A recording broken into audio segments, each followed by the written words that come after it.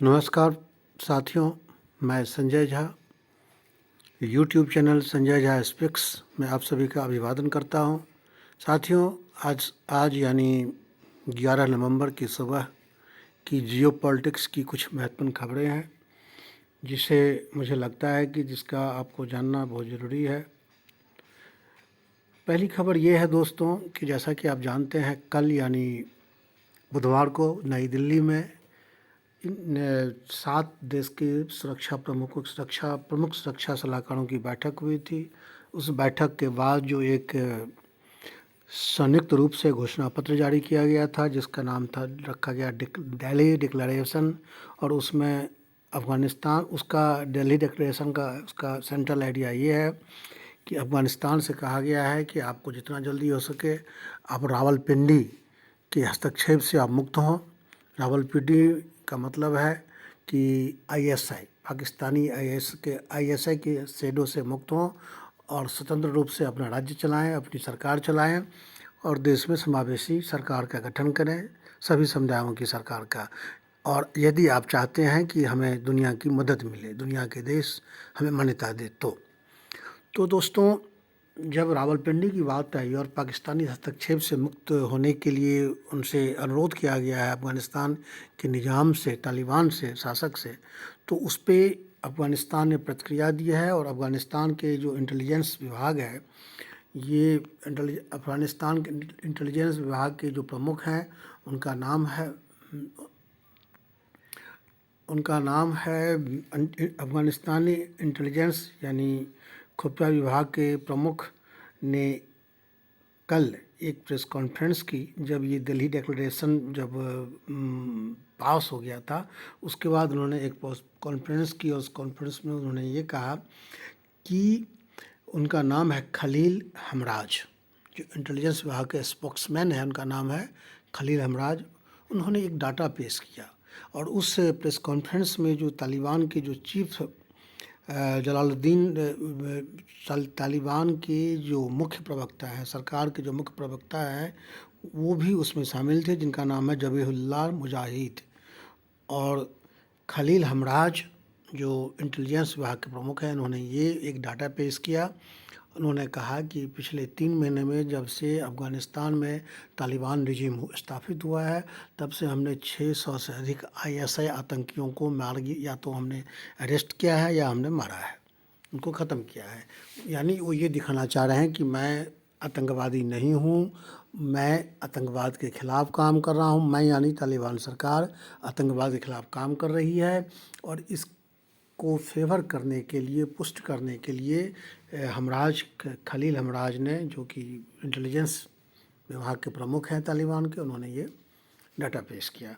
बहरहाल इसी प्रसंग में आज इस्लामाबाद में, आज यानी 11 नवंबर को इस्लामाबाद में ट्रैका प्लस की बैठक है, जिस बैठक में अफ़गानिस्तान के जो विदेश मंत्री हैं वो भी आए हुए, उन्होंने भी भाग लिया है।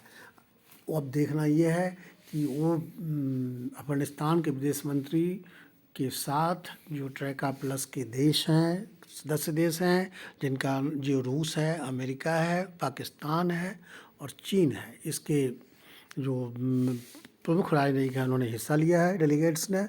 अब इन लोगों का रुख क्या होता है ऐसे देशों के, अफ़गानिस्तान के इसके साथ, अफ़गानिस्तान के विदेश मंत्री के साथ, उस पर डिपेंड करेगा कि अफ़गानिस्तान का भविष्य आगे क्या होने वाला है। बहरहाल हम आगे चलते हैं, हम इस विषय को छोड़कर आगे चलते हैं। हमें इस बैठक की जो पाकिस्तान में हो रही है उसका शाम तक इंतजार करना चाहिए। आगे दोस्तों, एक बड़ी खबर ये है कि इस बार दुनिया की सबसे ऊंची छठ की इस बार मतलब इस बड़ी खबर में हम जिक्र करेंगे दुनिया की सबसे ऊंची छठ की। दोस्तों, ये दुनिया की सबसे ऊंची छठ मनाई गई है कहाँ? फिलीपींस में, फिलीपींस की राजधानी मनीला में। दरअसल पटना, बिहार की राजधानी पटना की अनीसाबाद में पुलिस कॉलोनी के रहने वाले शशिकांत फिलीपींस में निशिकांत फिलीपींस में प्रमुख सचिव, फिलीपींस दूतावास में प्रमुख मुख्य सचिव हैं और प्रधान सचिव जिसको कहते हैं। और ये चूँकि पिछले साल ही इनका तबादला 2010 के बैच के आईएफएस अधिकारी हैं, फॉरेन सर्विस अधिकारी, और पिछले साल 10 जून को इनका ट्रांसफ़र हुआ था। ये फिलीपींस में है। स्पेशल कोरोना के कारण विशेष विमान से इनको फिलीपींस ले जाया गया था और पिछली बार ये यहाँ नहीं आ पाए थे छठ मनाने के लिए, हिंदुस्तान नहीं आ पाए थे, तो उन्होंने वहीं फिलीपींस में ही छठ मनाने की तैयारी की। और इनकी पत्नी है शालिनी सिंह, और शालिनी सिंह एक हाउसवाइफ है, क्योंकि फिलीपींस की सरकार, फिलीपींस का कानून हाउसवाइफ को जो है वहाँ पे किसी भी राजनयिक की पत्नी को नौकरी की इजाज़त नहीं देता है, तो वो हाउसवाइफ है। तो दोस्तों, उसमें उन्होंने जब छठ मनाने की शुरुआत की तो वहाँ उनको कुछ मिला ही नहीं, क्योंकि फिलीपींस में छठ कोई जानता नहीं था। वहाँ लगभग 2 लाख करीब भारतीय हैं, जिसमें से अधिकांश को छठ वहाँ नहीं मनाते हैं। अगर कोई मनाता भी है तो अपने घर के अंदर, जिसको कि छठ की फॉर्मेलिटी केवल पूरी करते हैं आस्था के साथ, लेकिन वहाँ पर कुछ मिलता नहीं है।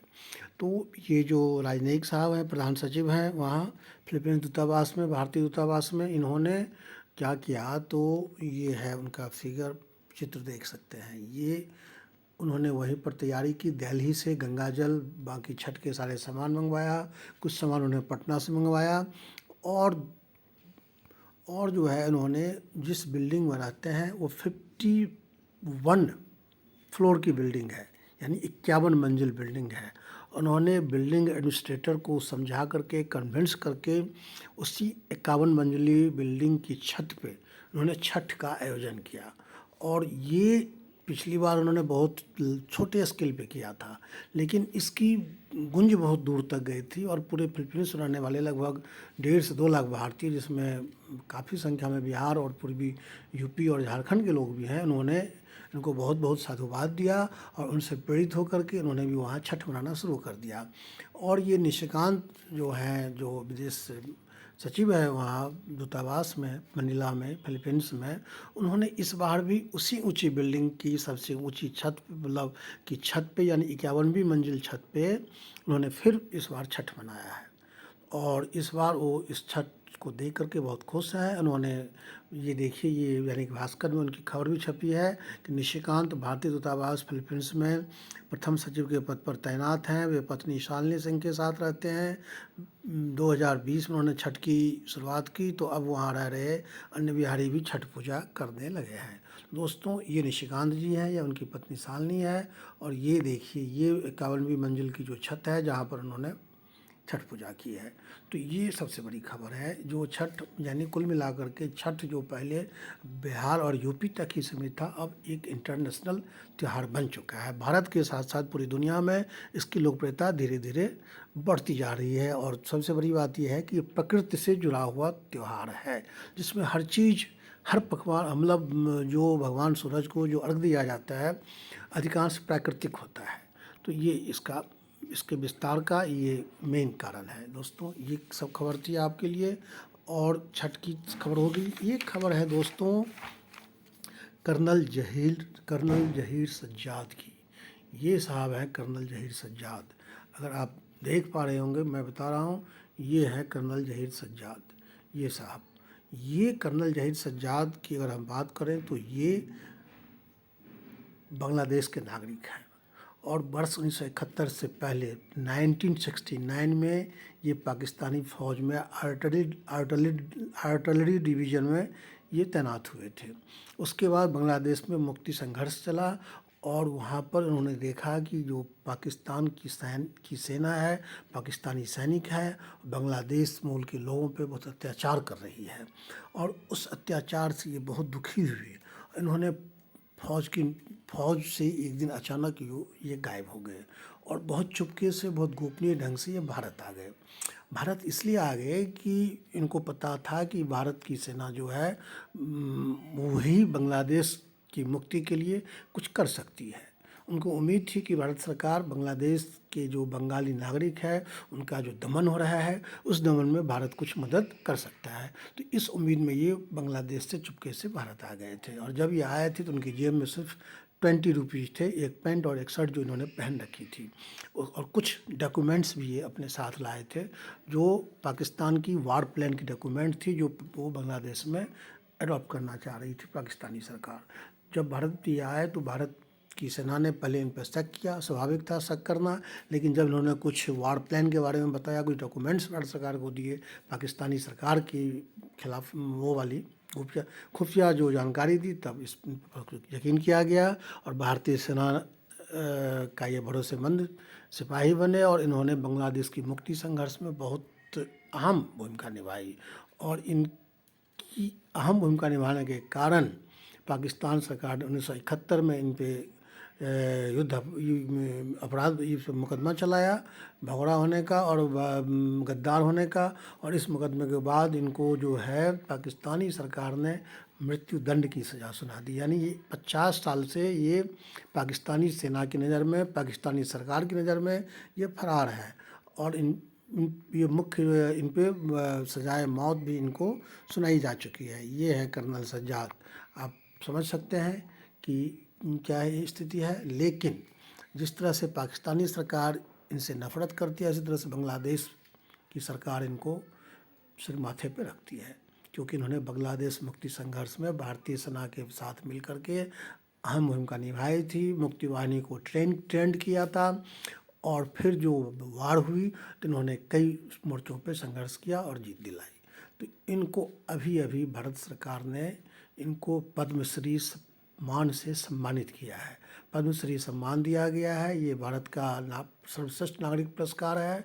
और बांग्लादेश की लड़ाई में हम आपको ये भी बता दूं कि आजकल भारत बांग्लादेश मुक्ति का एक 50वां सालगिरह मना रहा है, भारत भी और बांग्लादेश भी। इस 50वें सालगिरह में आपको जैसा कि पता है 1971 में हुआ था। तो आज जो है भारत जो है इसलिए इनको ये सम्मान दिया है। लेकिन इसके साथ एक दुखद पहलू यह भी है कि इधर तो हम बांग्लादेश के उन तमाम लोगों को सम्मानित कर रहे हैं जिन्होंने बांग्लादेश की लड़ाई में भारत की मदद की और जिन्होंने अपने देश को आज़ाद लाने में भूमिका निभाई। लेकिन उसी बांग्लादेश में हिंदू मंदिरों में तोड़फोड़ की जाती है और हिंदुओं के साथ जो है बहुत ही अमानवीय व्यवहार किया जाता है, उनका उत्पीड़न किया जा रहा है। और इस उत्पीड़न को रोकने के बदले वहाँ की जो सरकार है वो भारत पे ब्लेम लगा रही है। ये इसका एक दुखद पहलू है जिसको बांग्लादेश सरकार को तत्काल प्रभाव से ख़त्म करना चाहिए। दोस्तों, आज की जो कड़ी थी, आज का जो वीडियो है, इसको हम यही ख़त्म करते हैं। हमने आपको वो बता दिया कि किस तरह से अफ़गानिस्तान से अनुरोध की अपेक्षा की गई है कि वो जो है आतंकवादियों के साथ, पाकिस्तान के साथ संपर्क रखना बंद करे। किस तरह से विदेश में सबसे ऊंची छत के बारे में हमने आपको जानकारी दी और फिर हमने आपको उनके बारे में बताया जो सज्जाद, कर्नल जहीर सज्जाद हैं, जिनको कि बांग्लादेश के नागरिक हैं, जिनको भारत ने पद्मश्री सम्मान दिया है बांग्लादेश की लड़ाई में महत्वपूर्ण भूमिका निभाने के लिए। तो दोस्तों, आज की एक हमने आपको वो खबर बताई कि अफ़गानिस्तान की जो तालिबान हुकूमत है उसने एक डाटा पेश किया है कि वह जो है उसकी रीजन में जो ऐसे आतंकवादियों पर नकेल कसा जा रहा है। तो ये थी आज की मुख्य खबर। दोस्तों, हमें यहीं इजाज़त दीजिए। फिर अगली कड़ी में हम आपको कुछ ऐसे ही बेहतरीन जानकारी के साथ मैं आपके सामने हाजिर होऊंगा। धन्यवाद।